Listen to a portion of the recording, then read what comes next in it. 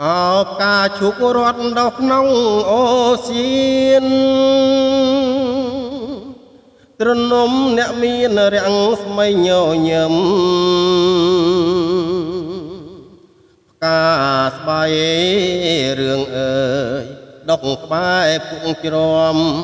អ្នកគ្មានត្រនំអត់ដំនឹងគេអោបការស្បៃរឿងមានពណ៌លឿងខ្ចីពណ៌អ្នកមានន័យអស់ក្តីសង្ឃឹមរូបពដូចអ្នក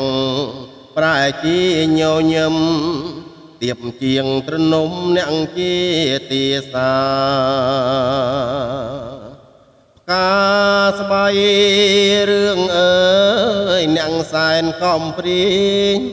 កើតមកវេទនាក្រទ្របក្រភពទើបគេមើងងាយគ្មានទីកំណត់រឿងរងអភ័ព្វក្នុងភពវាសនាបើគេស្អប់រឿងកំតូចចិត្តណាគង់មានបុព្វាខ្លាំងអាណិតអ្នក